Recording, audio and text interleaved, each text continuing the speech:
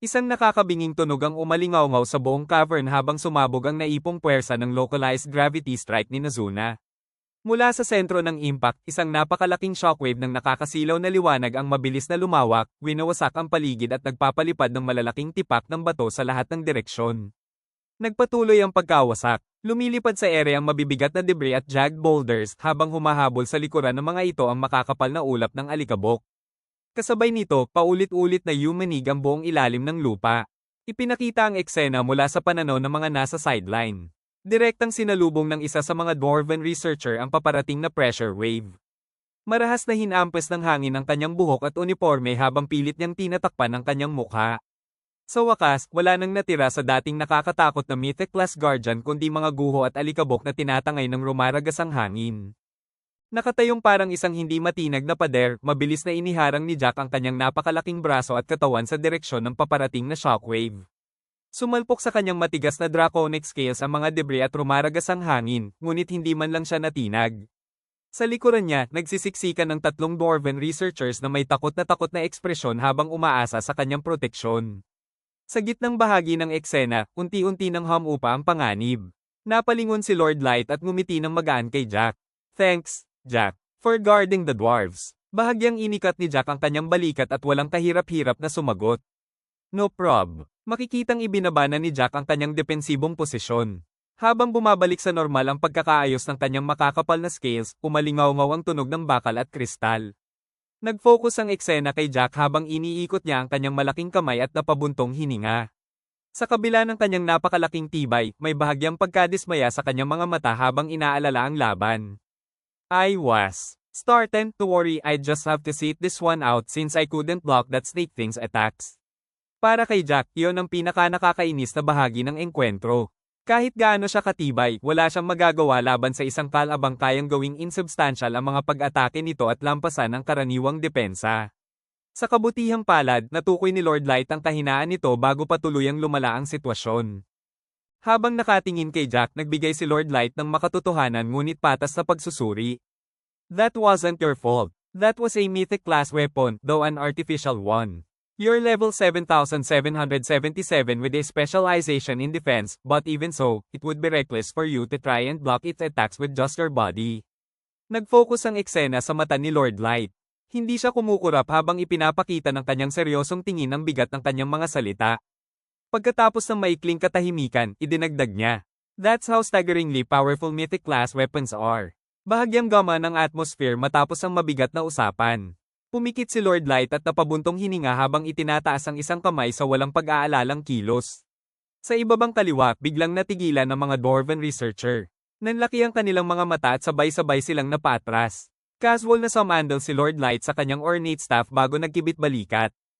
"Anyway, I'm glad you blocked all that for us. The dwarves here almost got turned into minced meat." Agad namang namutla ang mga researcher nang marinig yon. Sa isip nila, ngayon lang nila lubos na naunawaan kung gaano sila kalapit sa kapahamakan. Kung hindi dahil kay Jack na hamarang sa shockwave, malamang ay nadamay sila sa mapaminsalang epekto ng huling pag-atake ni Nazuna. Mula sa likuran, tahimik na pinagmasdan ni Lord Light ang malawak na tanawin ng cavern. Ang dating battlefield ay isa ng desyerto ng wasak na bato, makakapal na usok, at nagkalat na debris. Habang sinusuri ang resulta ng laban, hindi niya maiwasang mapaisip tungkol sa pinakamalakas niyang vanguard. Nazuna is strong, but she doesn't know how to exercise restraint when the situation calls for it. Sa kanyang isipan, bumalik ang alaala ng isa pang laban sa Great Tower. Makikita si Nazuna na walang pag-aalinlangang ibinabagsak ang nagliliyab na Prometheus, hinahati ang kanyang kalaban sa isang napakalakas na pag-atake. Habang inaalala ang pangyayaring iyon, napabuntong hininga si Lord Light. Before, when she fought in the Great Tower, if Ellie's protection spells hadn't been in place, I bet the tower would have been blasted apart from the inside. And Hardy would have been insta-killed. Bumalik ang tingin niya kay Nazuna. Nakatayo lamang ito habang nakapatong ang napakalaking greatsword sa kanyang balikat. Nakatingin siya pabalik kay Lord Light na may inosente at masayang ngiti, tila walang kamalay-malay sa iniisip ng kanyang master. Para kay Lord Light, tama ang naging desisyon niyang isama si Nazuna sa ekspedisyong ito. Dahil hindi nila alam kung anong panganib ang naghihintay sa loob ng mga sinaunang guho, kinakailangan nila ang pinakamalakas nilang mandirigma. "I brought Nazuna, my strongest fighter, because I wasn't sure what we'd be facing in these ruins. That was the correct decision. Pagkatapos ay napailing siya ng bahagya.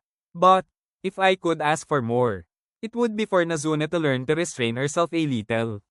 Sa madaling salita, ang lakas ni Nazuna ay walang duda. Ang tunay na hamon ay kung paano niya matututunang kontrolin ang kapangyarihang iyon bago pa masira ang lahat ng nasa paligid niya. Sa background, unti-unti nang humuhupa ang alikabok mula sa napakalaking pagsabog. Habang lumino ang tanawin, makikitang pumipila ng maayos ang mga clone ni Nazuna at sabay-sabay na itinusok ang kanilang malalaking espada sa basag na lupa. Kasabay nito, isang maliit na speech bubble ang nagmarka ng pagtatapos ng kanyang skill. Going back to normal. Sa maliit na inset panel sa itaas, bahagyang lumingon si Lord Light. Naging seryoso ang kanyang tingin habang may isa pang bagay na sumagi sa kanyang isip. And one more thing. Nazuna has a major weak point. Nagsimulang maglaho ang mga clone. Unti-unti silang naging translucent bago tuluyang maglaho, bumabalik ang kanilang enerhiya sa orihinal na katawan ni Nazuna. Agad na nakita ang problemang iniisip ni Lord Light. Nang mapansin ni Nazuna kung gaano siya kalayo napadpad matapos ang kanyang pag-atake, biglang nanlaki ang kanyang mga mata. Sa kabilang dulo ng napakalaking crater, nakita niya si Lord Light na nakatayo pa rin sa malayo. Wala man lang pag-aalinlangan, agad siyang tumakbo pabalik. Mabibigat at magulong yabag ang umalingaw-ngaw habang buong saya siyang sumugod sa direksyon ng kanyang master, tuluyan ng nakakalimutang mag-ingat. Habang papalapit siya, napuno ng masayang ngiti ang kanyang mukha. My Lord, I won. Sa kabilang banda, isang close-up ng mukha ni Lord Light ang nagpakita ng kanyang walang emosyon at mapanuring tingin habang sinusundan ng papalapit na Nazuna. At doon niya muling naalala ang isa sa pinakamalaking kahinaan ng kanyang pinakamalakas na mandirigma. Walang pakialam na tumatakbo si Nazuna sa gitna ng mausok at wasak na battlefield. Nakababa ang kanyang depensa habang masaya niyang ikinakaway ang mga braso, parang batang naghihintay ng papuri matapos gumawa ng mabuting bagay. Praise me! Ngunit dahil sobrang abala siya sa paghingi ng papuri, hindi niya napansin ang panganib na nasa likuran niya. Mula sa tambak ng mga guho, isang nakaligtas na segmented rockworm monster ang biglang sumabog palabas. Diretso itong sumugod patungo sa kanyang walang depensang likuran. Bago pa man niya ito mapansin, kumilos na si Lord Light. Sa isang mabilis na galaw, iwinasiwas niya ang kanyang kamay. Isang matalim na projectile ang humiwa sa hangin at eksaktong sinalubong ang halimaw sa kalagitnaan ng pag-atake. Sa kaliwa, bumagsak sa lupa ang mga piraso ng katawan ng halimaw. Kasunod nito, unti-unting naglaho sa hangin ang ilang kumikislap na fragment. Sa malayo naman sa kanan, makikitang ligtas na nakamasid ang iba pang kasama mula sa sideline. Habang pinagmamasdan ng mga labi ng halimaw, mabilis na pinagdugtong-dugtong ni Lord Light ang nangyari. The left arm she cut off early in the battle. Looks like the weapon let her cut it off on purpose so it could use it for a surprise attack later. Mahinahon niyang inayos ang tindig at muling hinawakan ang kanyang dekoratibong staff. Pagkatapos ay tumingin siya kay Nazuna at seryoso at mapanuri ang mga mata. It's so cunning, you really wouldn't think it's a weapon at all. Ipinakita ang nakakatakot na posibilidad na muntik nang mangyari.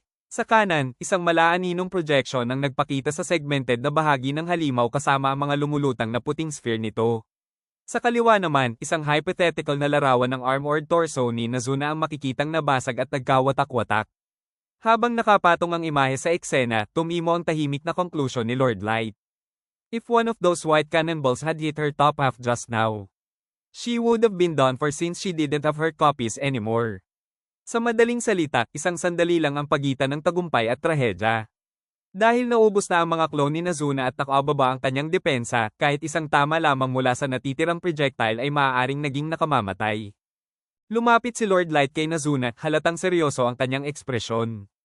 Kalmado ang kanyang boses, ngunit may halong pag-aalala habang direktang pinagsasabihan ng kanyang pinakamalakas na vanguard. Sa harapan niya, bahagyang bumagsak ang mga balikat ni Nazuna habang nakikinig. Nazuna, don't let your guard down until a battle is completely over. Kasabay nito, tumakbo ang pagsusuri ni Lord Light sa kanyang isip. Nazuna's weak point is her tendency to be careless because she's so strong. Nag-focus ang eksena sa mukha ni Lord Light. Matalim ang kanyang mga mata habang ipinapaliwanag ang panganib ng pagiging kampante. They could have a trump card up their sleeve. You never know what they might do. Pagkatapos ay nagpatuloy siya. An enemy might try to take you down with them, or strike back. Natapos na si Lord Light sa kanyang pagsasalita. Isang maikling katahimikan ang namagitan sa kanilang dalawa. Ngunit may problema. Habang seryoso ang lecture ni Lord Light, tila tuluyan ang nag-shutdown ang utak ni Nazuna. Ang kanyang mukha ay naging komikal na blanko. Nakanganga siya ng bahagya habang ang kanyang mga mata ay naging simpleng maliliit na guhit na tila wala ng laman. Tuluyang nabasag ang blankong ekspresyon ni Nazuna. Biglang namuo ang napakalalaking luha sa kanyang mga mata na ngayon ay umiikot na parang mga spiral. Nanginginig ang kanyang katawan habang itinaas niya ang mga kamay na parang nagtatanggol sa sarili. Sa wakas, naiproseso rin niya ang nangyari kanina. Nanginginig ang kanyang boses habang nagsasalita. "Me lords, Gangner, just wash right by my face." Tuluyan na siyang bumigay. Inihagis niya ang ulo paatras habang bumuka ng napakalaki ang kanyang bibig sa isang sobrang komikal na ekspresyon. Kasabay nito, bumalik sa kanyang alaala ang eksaktong tunog ng projectile na dumaan sa tabi ng kanyang mukha. Sa maliit na panel sa gilid, si Lord Light naman ang natulala. Ang kanyang karaniwang kalmadong anyo ay tuluyang nabasag. Nanlaki ang kanyang mga mata habang nakabuka ang bibig sa pagkabigla. Doon niya lang napagtanto ang problema. Hindi pala ang lecture niya ang tumatak kay Nazuna. Ang tumatak pala ay ang katotohanang may dumaan na napakabilis at napakadelikadong projectile ilang sentimetro lang mula sa kanyang mukha. Tuluyan ang naging kaguluhan ng eksena. Parang talo ng luha ni Nazuna habang humahagulgol siya ng todo. Umalingaw-ngaw ang kanyang iyak sa buong cavern. Samantala, nagpanik si Lord Light. Agad siyang lumapit at kumaway-kaway ang mga kamay habang desperadong sinusubukang pakalmayan ang kanyang umiiyak na vanguard. "I'm sorry, but that was to save you." Sa kabila ng lahat ng tactical na paliwanag at lohikal na dahilan, isang katotohanan ang hindi may kakaila. Mas natakot si Nazuna sa pagdaan ng Gangner sa tabi ng kanyang mukha kaysa sa buong laban sa mythic class weapon. Tuluyan ng isinantabi ni Lord Light ang lahat ng pagiging seryoso at tactical. Sa gitna mismo ng mausok at wasak na battlefield, napilitan siyang yumuko at aluin ang umiiyak niyang vanguard. Sa kanyang harapan, nananatiling nakatayo si Nazuna habang tuloy-tuloy pa rin ang pag-iyak. Patuloy na umaagos ang kanyang luha habang ang iba pang kasama at mga Dwarven researcher ay tahimik lamang na nanunood mula sa gilid, hindi alam kung paano magre-react sa napaka-awkward na sitwasyon. Habang pinapat ang ulo ni Nazuna, napabuntong hininga si Lord Light sa loob-loob niya. To calm her down after she burst into tears. I patted her head and whatnot for a while, doting on her until she felt better. Nagbago ang eksena sa ibabang bahagi ng pahina. Sa harap nila ay ang napakalaking crater na nilikha ng huling pag-atake ni Nazuna. Para itong higanteng mangkok na nakabaon sa sahig ng cavern, napapalibutan ng hindi mabilang na bitak at durog na bato. Sa gilid ng napakalaking hukay, muli nang nagtipon ang buong grupo. Makalipas ang ilang sandaling katahimikan, lumapit ang pangunahing Dwarven researcher kay Lord Light. "Mr. Light, can we approach the remains of that artificial mythic class weapon?" Biglang nanlaki ang mga mata ng lead Dwarven researcher habang nakanganga sa matinding excitement. Halatang tuluyan ng nanaig ang kanyang pagiging siyentipiko kaysa sa anumang konsepto ng kaligtasan. Habang nakatitig sa labi ng artificial mythic class weapon, sunod-sunod niyang inilatag ang kanyang nakakabahalang plano. "And touch it, analyze it, lick it, and eat it." Makikita si Lord Light na nakatayo malapit sa gilid ng crater habang hawak ang kanyang ornate staff. Napatingin siya sa researcher na may blankong ekspresyon at halatang nag-aalala sa direksyon ng usapan. Pagkatapos ay agad siyang naglatag ng malinaw na mga kondisyon. "I don't believe there's any danger, but please be careful when you approach the remains. And, so you don't get sick or inspire Nazuna to imitate you. Please don't eat any of the remains or put them in your mouth." Muling bumalik ang eksena sa researcher. Wala man lang siyang bahid ng hiya o pag-aalinlangan. Sa halip, agad niyang itinaas ang kanyang hinlalaki ng buong kumpiyansa. Nagliwanag ang kanyang mukha sa sobrang saya habang malawak ang kanyang ngiti. Para sa kanya, sapat ng pinayagan siyang suriin at hawakan ang mga labi ng isang mythic class artifact. Parang nawala ng bait sa sobrang excitement, agad na sumugod ang tatlong Dwarven researcher sa tambak ng mga guho. Halos gumapang at naghukay sila gamit ang kanilang mga kamay habang naghahalungkat sa mga piraso ng wasak na mythic class weapon. Sunod-sunod na sigaw ang umalingaw-ngaw sa crater. "The inside has tons of layers of complicated runes. Let me see more, too. And take a look at this core. I've never seen this metal before." Sa itaas ng crater, tahimik lamang na nakatayo si Lord Light habang pinapanood ang tila ganap ng pagkawala sa katinoan ng mga researcher. Nag-focus ang eksena sa lead researcher. Halos manginig ang buong katawan niya sa sobrang excitement habang nakatitig sa isang piraso ng artifact. Nanlaki ang kanyang mga mata at tila wala na siyang ibang nakikita kundi ang natuklasan niya. Punong-puno ng pananabik ang kanyang boses habang inilalahad ang kanyang layunin. "I'm gonna find out how mythic class items manifest their exclusive ability to seemingly affect the very world itself. Sa huling bahagi ng eksena, bumalik ang pananaw kay Lord Light. Tahimik siyang nakatingin sa mga researcher habang walang emosyon ang kanyang mukha. Isang mahinang buntong hininga ang nakatakas sa kanya. Pagkatapos ay may isang nakakabahalang kaisipan na pumasok sa kanyang isip. If they ever found out that my Gengner is Genesis class, who knows what they would do to it. Ngunit bago pa siya tuluyang malunod sa pag-aalala, may boses na biglang sumingit sa kanyang pag-iisip. Napakurap siya at lumingon sa kanyang likuran. Lumapit si Mera na may pamilyar na tusong ngiti sa labi. "My lord, may I have a word with you?" May bahagyang ngiti sa labi nito habang ibinabahagi ang pinakabagong impormasyon mula sa kanyang mga scout. "One of my parts found a hole leading down to the next level. There are no signs that anyone has gone down it before." Pagkatapos ay inilabas niya ang isang bagay na nakita malapit sa lugar. This was also found nearby. Tinanggap ni Lord Light ang bagay at sinuri ito ng mabuti. Bahagyang nanlaki ang kanyang mga mata nang makilala niya ang hawak. Isa itong sirang espada, putol at halos wasak na ang talim. Tahimik siyang napabulong. This is. Nagpatuloy ang kanilang pag-uusap habang nakatayo sa gitna ng sinaunang cavern. Habang pinagmamasdan ng sirang espada, unti-unti nilang pinagdugtong-dugtong ang nangyari sa naunang ekspedisyon. So, they made it all the way here. Tumango si Mera. I believe it might be from the adventurers the dwarves sent down here. Bahagyang napaisip si Lord Light bago muling nagtanong. Your parts didn't find any other belongings? Umiling si Mera. No, just this. Apparently. Isang mabigat na katahimikan ang sumunod. Sa close-up panel, tahimik na pinagmasdan ni Lord Light ang sirang dulo ng espada habang dahan-dahan niya itong iniikot sa kanyang kamay. Makikita sa kanyang mga mata ang bahagyang lungkot at pakikiramay habang pinag-iisipan ang kahulugan ng natagpuang labi. I see. Bahagya siyang napabuntong hininga. But this blade tip was it, huh? Sa kanyang isip, hindi niya maiwasang umasa sa mas magandang posibilidad. I had hoped we would find the past adventurers' effects, so we could return them to their families and friends. Bumalik sa kanyang alaala ang nakakatakot na kapangyarihan ng artificial mythic class weapon. Isang malaaninong imahe ng mekanikal na ahas ang lumitaw habang nilalamon ng kakaibang kapangyarihan nito ang lahat ng madaanan. Napapalibutan ito ng mga lumulutang na puting sphere na tila kayang burahin ang mismong pag-iral ng anumang tamaan. Dahil dito, naging mabigat ang kanyang conclusion. If they were attacked by that artificial mythic class weapon, well, I suppose I should be glad even a blade tip was left behind. Bumalik ang usapan sa kasalukuyan. Sa isang mahinang kislap ng liwanag, maingat na inilagay ni Lord Light ang sirang piraso ng espada sa kanyang magical inventory para hindi na ito mawala. Pagkatapos ay lumingon siya kay Mera at bahagyang ngumiti. After I tell the dwarves about it, I'll bring it back to the surface. Thanks, Mera. Ngumiti si Mera nang may kumpiyansa bago agad ibinalik ang usapan sa kanilang misyon. Would you like me to guide everyone to the next hole? Nakatayo sa tabi ni Mera, muling sumilip si Lord Light pababa sa napakalaking crater. Pagkakita niya sa sitwasyon sa ibaba, napabuntong hininga siya habang may isang patak ng pawis na dumaloy sa kanyang pisngi. Well, makikita ang kabuuan ng napakalaking hukay na iniwan ng pag-atake ni Nazuna. Sa pinakailalim nito, tuluyan nang nawala ng kontrol ang mga dwarven researcher. Parang mga batang nakatagpo ng pinakakahanga-hangang laruan sa mundo, patuloy silang naghuhukay, nagsusuri, at nagsisigawan sa sobrang excitement.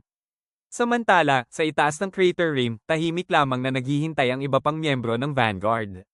Walang nagsasalita, walang kumikilos. Para bang tinanggap na nilang imposibleng pigilan ng mga researcher kapag nasa ganitong estado. Bumalik ang kalmado ni Lord Light.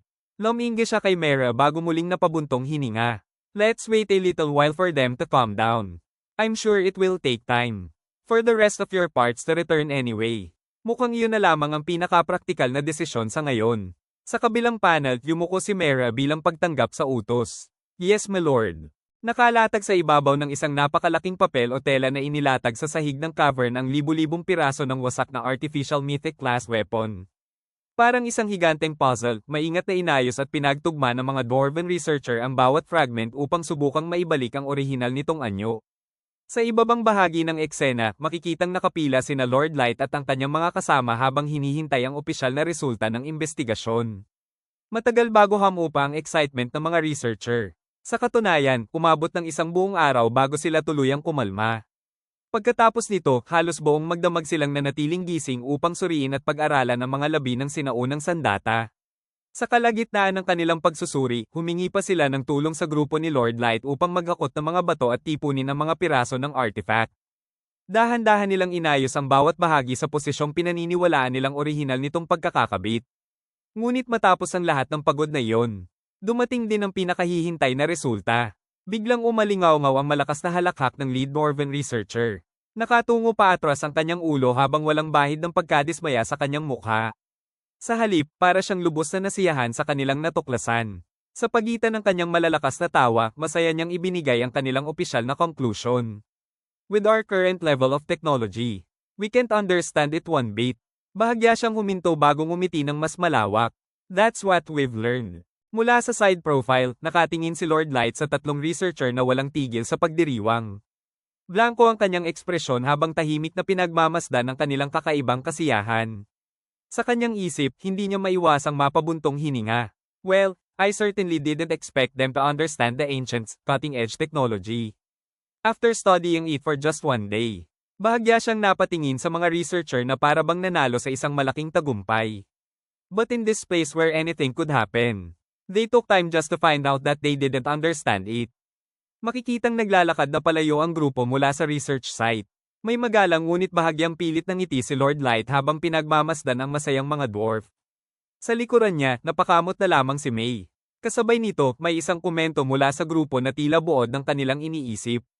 Dwarves really love research too much. Gayunpaman, habang pinagmamasdan nila ang mga researcher, napansin nilang tunay na masaya ang mga ito. And the beaming smiles on their faces suggest that this is progress to them. Lumawak ang tanawin at ipinakita ang buong cavern. Sa gilid ng malawak na open area, dalawang simpleng wooden log cottages ang itinayo bilang pansamantalang kampo.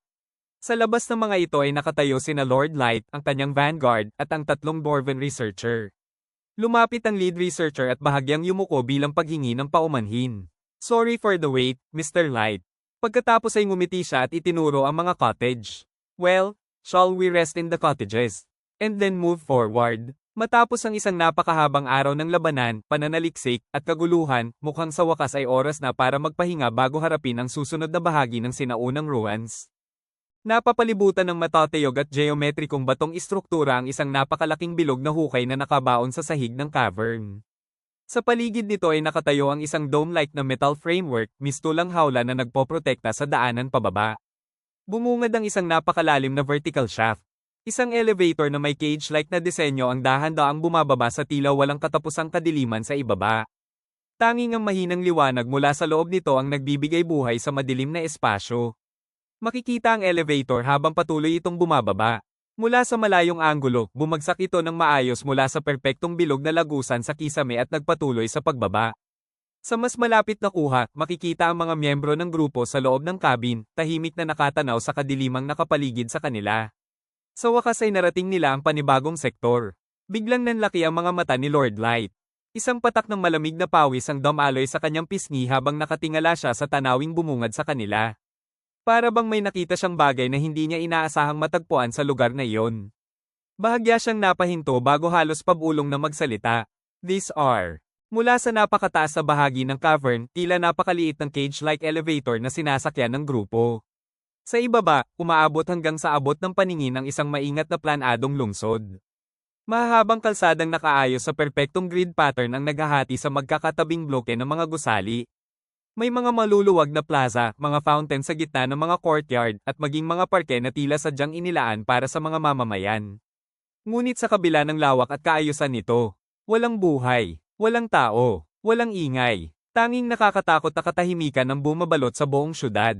Mistulang isang sibilisasyong bigla na lamang naglaho at iniwan ang kanilang tahanan sa kailaliman ng mundo. Habang unti-unting bumababa ang cage-like elevator at mas lumilinaw ang tanawin, natapos ni Lord Light ang naiwang salita mula sa kanyang naunang pagkagulat. Bahagya siyang napabulong habang hindi maalis ang tingin sa napakalawak na lungsod sa ibaba. These are homes. Pagkababa mula sa cage-like elevator, tumayo si Lord Light sa isang sementadong overlook na nakaharap sa isang tahimik na residential street. Dahan-dahan niyang sinuyod ng tingin ang paligid. Mga bahay, mga bakod, maayos na hanay ng mga puno, at mga kalsadang umaabot hanggang sa malayo. Sa likuran niya, makikitang pinagmasdan din ng kanyang mga kasama ang kakaibang tanawin ng lungsod na tila matagal nang iniwan ng mga naninirahan dito. Habang inoobserbahan ng paligid, gumawa si Lord Light ng paunang pagsusuri. The atmosphere here is clearly different from the other levels. I hardly sense any danger at all. Lumingon siya upang simulan ang kanilang karaniwang reconnaissance procedure. Mera, please do the usual. Agad namang tumango si Mera. Yes, my lord. Sa ibabang bahagi ng eksena, biglang kumari pa ng takbo ang mga dwarven researcher papalapit sa kanya. Halatang hindi mapigilan ang kanilang excitement habang tinitingnan ang paligid. Mr. Light, Mr. Light. Isa sa kanila ang agad na nagtanong. Is this a residential area? Bago pa sila tuluyang magkalat sa buong syudad, itinaas ni Lord Light ang kanyang kamay at nagsalita sa kalmadong ngunit matatag na tono. We don't know what's out there. So don't do anything alone. Pagkatapos ay tiningnan niya ang buong grupo. Let's all travel together and confirm it's safe. Bagamat mukhang tahimik at mapayapa ang lungsod, hindi pa rin sila maaaring maging kampante. Sa mga sinaunang ruins na ito, sapat na ang isang maling akala upang mauwi sa kapahamakan. Kasama ang buong party, pati ang mga dwarven scholar, nakatayo sila sa harap ng isang hilera ng modernong townhouse. May mga balkon, garage doors, at maayos na pintuan na parang karaniwang tirahan lamang sa ibabaw ng mundo. Nasa bukas na pinto sila ngayon, dahan-daang sumisilip sa loob habang halong pag-iingat at kuryosidad ang nararamdaman ng lahat. Unti-unting ipinapakita ang interior sa iba't ibang anggulo. Sa isang bahagi, makikita ang isang maaliwalas na living area na may sofa, throw pillow, at low coffee table. Sa ibaba nito, may maayos na cabinet na puno ng organized shelves. Sa kabilang side naman, makikita ang kitchen at dining area, may mga cabinet, countertop spice rack, at maayos na nakaayos na high-back chair sa paligid ng mesa. Habang tinitingnan ito ni Lord Light, lumabas ang kanyang unang obserbasyon. It looks like there are just normal home furnishings. Makikitang nasa gitna si Lord Light ng living space habang hawak ang kanyang staff. Napahawak siya sa kanyang baba habang palinga-linga, halatang litong-lito sa nakikita. Sa tabi niya, ganoon din ang reaksyon ng primary dwarven researcher, parehong nagtataka, parehong hindi makapaniwala. Sa kanyang isip, unti-unting nagkakaroon ng banggaan ang inaasahan at ang realidad.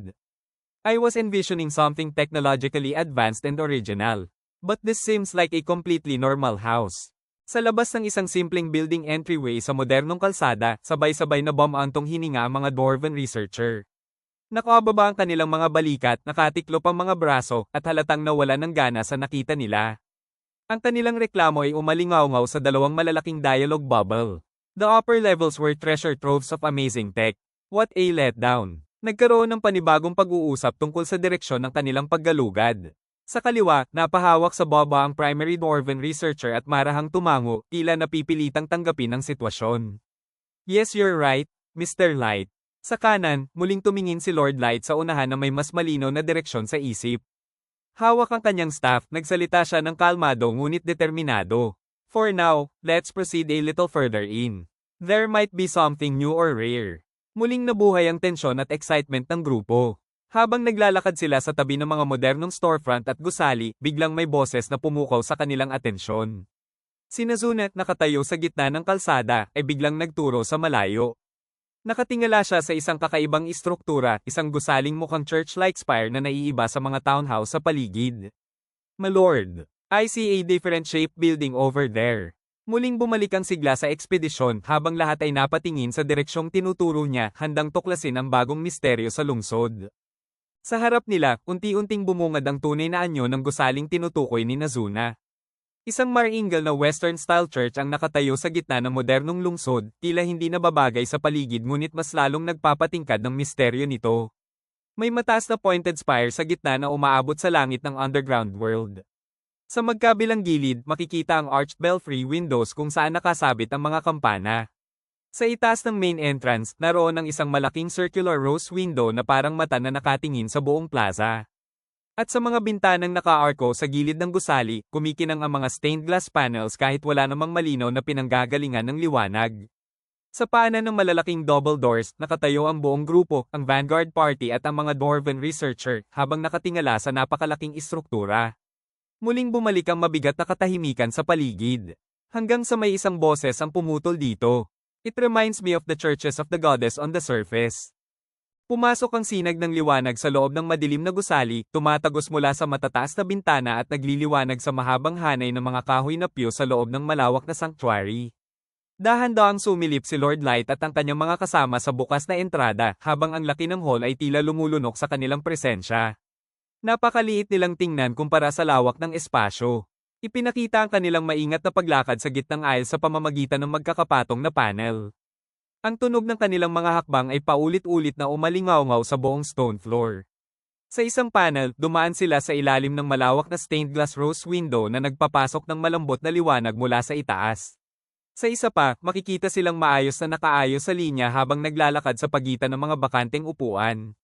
Dahan-dahang hinaplos ni Lord Light ang likod ng isang pew habang nagmamasid.